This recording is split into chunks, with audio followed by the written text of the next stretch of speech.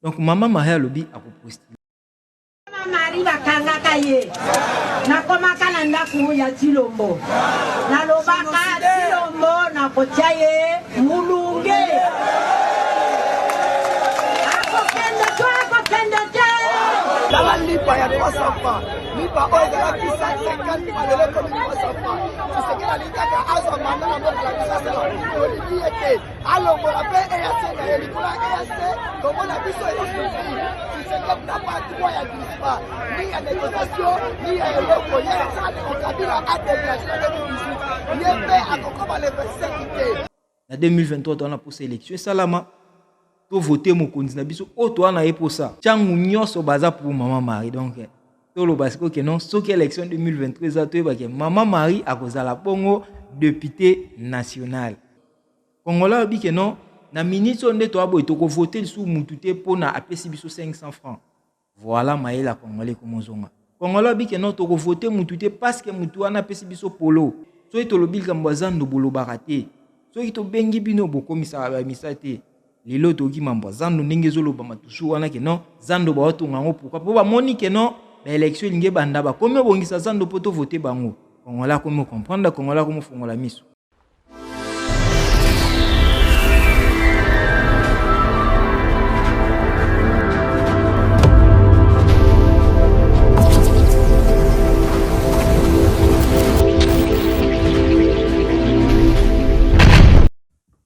Bienvenue na Batunyo Soba Rolanda Biso dans les partout na katia monde.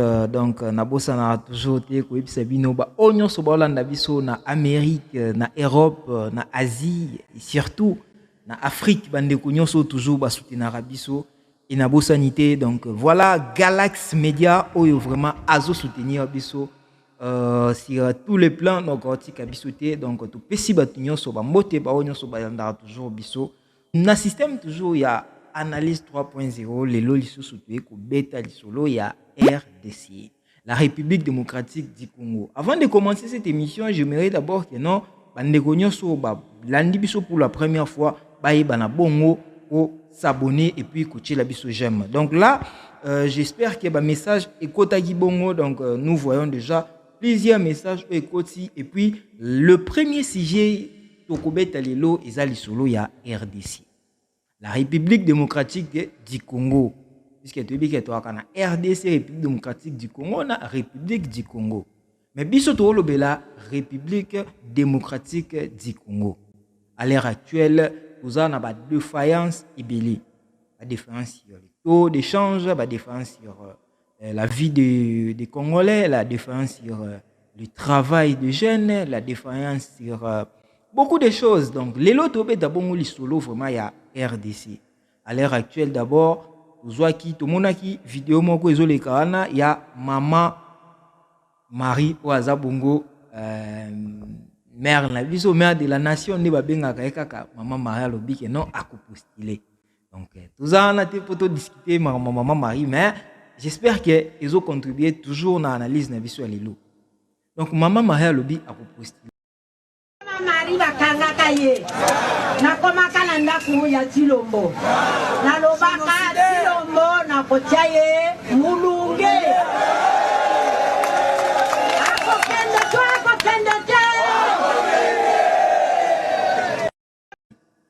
on ba congolais ba binini na mona déjà ba message ebele na njili ba bi que non maman Marie soki a postulé biso to voter changu nyonso baza pour maman Marie. Donc tolo basiko ke non soki élection 2023 za to ba ke maman Marie akozala bongo député national. Donc voilà, ils ont toujours topé sa belle émission. Donc voilà, si j'ai le lot auto bête vraiment to bête vraiment to bête la vraiment cité d'abord c'était Likambwa Zando. Zando il y a RDC ils ont kokangama pendant déjà longtemps. Mais bande ko na biso ba benga ba biso ba bi bozo kipe mamu na biso te. So ito lobil kambwa Zando bolo barate. So ito bengi bino bokomisa ba misate. Lelo toki mambo Zando ndenge zoloba matusu wana ke non Zando ba otunga ngo pourquoi po ba moni ke non ba élection linge banda ba komi bongisa Zando poto voter bango. Kongola komo comprendre kongola komo fongola miso. Kongola bi ke non na minute onde to abo etoko voter sous mutute pona apesi biso 500 francs. Voilà maïla congolais komozonga. Congolais bike non to voter mutu te parce que mutu wana pesi biso polo. Voilà maela congolais comme monana. To voter mutu te parce que mutu wana azande kona biso. Voilà place maela congolais comme ça ni ego mofungwama.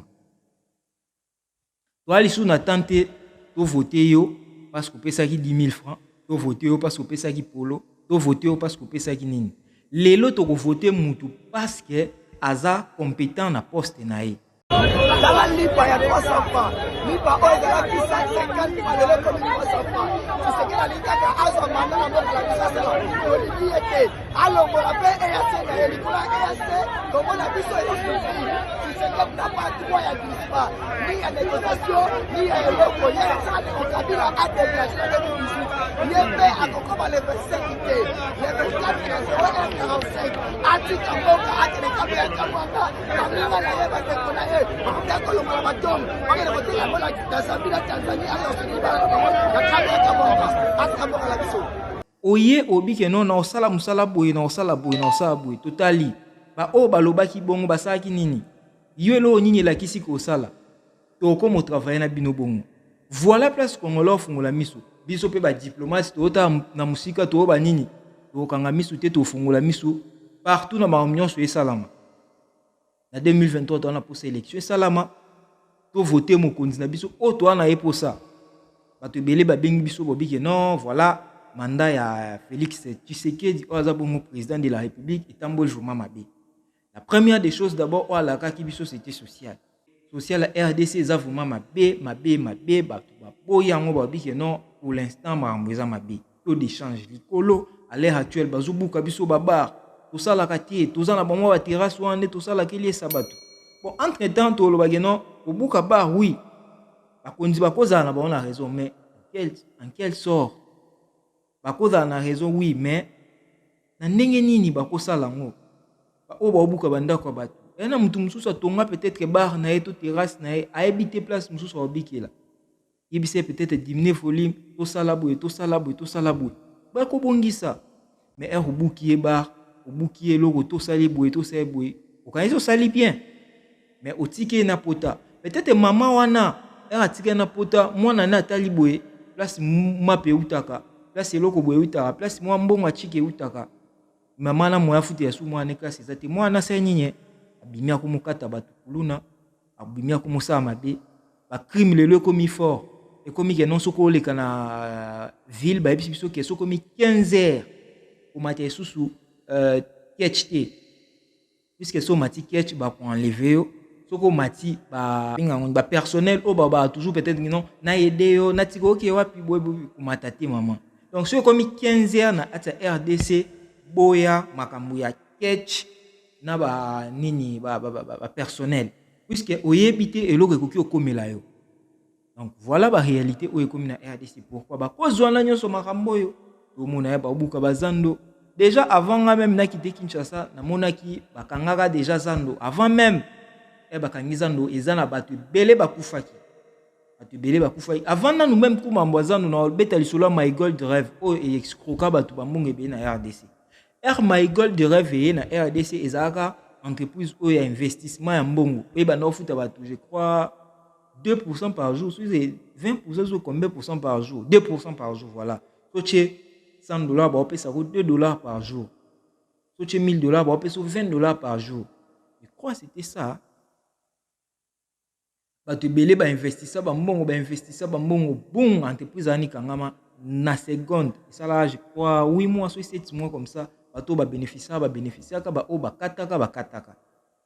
Na biso batu ba kufa puisque batu belé ba investissa ba mbongo ba koma mona ke non président loba eto koma ba millionnaire entreprise ngonda ngoye comme ça biso ba millionnaire biso belé to mona to investissa pe ba mbongo sera to yebi ndi mama ngo ezalaka mais c'était scandale puisque to yebi mambo ekoma et voilà lelo yo mona ke non ba mama quand même ba rétablissaki bandimi kokweya me ba papa pe bandima ki kokweya baleki banani biso tout okweya ki me tondima toujours kozongela ya tozongeli ka ndi mambango ezaka batu musu bazongela ki zando batu musu bazongeli ba kopi na bango etu bayoka nga zando bakangi zando keno babongisa zando bakangi zando babuki zando ba mama musu babimaki batu musu bakufaki susu ya pasi ezalaki wana bato bakufaki me bakonzi baloba ete ono tobongisa bakangi zando eumeli. Et puis ça fait ces 3 ans, ces 4 ans. Et non, bazongisa ce qu'on des ans, toki que non, comme on rétablit les travaux après 3-4 ans. Mboka auto mona que non so bato bongisa wenze et ça là peut-être une année. Et ça là peut-être 3 mois. Et ça là peut-être 2 mois. Mais na mboka biso ça 3 ans, 5 ans. Pourquoi? Ne totalité bon. Qu'est-ce qui ne va pas dans Congo? Bandeko boti que la biso toujours ba commentaire et ça biso bientôt c'est pila na ba commentaire na bino na ba message na bino e ko anopesa biso. Soko moni kwa ozana posa vraiment ya ko benga donc enregistrer numéro na Chéri O News télévision donc o benga biso ou soit tutike biso message to bando koti sa bino. Donc voilà, il y a pas si vraiment ça wana analyse ça que biso ba jeune eloko nini to ko ça la paix o ba konzi va comprendre que biso ba jeune to na misala te, va comprendre que biso ba jeune nde to abo tozo souffrir, va comprendre que ndenge toza po ba congolais bazokanga biso. Question to tuna est-ce que mokonzi na biso ya mboka ba konzi na biso ba monaka makambo o elekana na mboka bazo enlever ba congolais bazolo banini bazo konga ba congolais bazolo banini taux d'échange ba ebisa biso que non eza na 25 te eza na 20 mais mutu na mutu acha to na forfait et mati unité à crédit et mati les le commission qui je crois na 22 23 mutu ateka kuna prix na bakonza mboka so il lelo bozo kanga mutu moko o azocha prix na bokanga po kongola za bongo kongola yo kaka na fimbu kongola za mutu ayo kaka na fimbu soki bakonzi baotika kaka mutu na mutu asa choix na mboka pe otambola kaka bongo. Et puis troisième point tozo le belikambu ya est de la RDC. Est de la RDC à l'heure actuelle, vraiment, ba image au baotine de la biso, et zo biso pasi, na kokyo changote, puisque vraiment, ndenge bazo kata batu, na ebite, bo kokota la te. Même YouTube a censuré image, on a donc, il vous a vraiment bien te.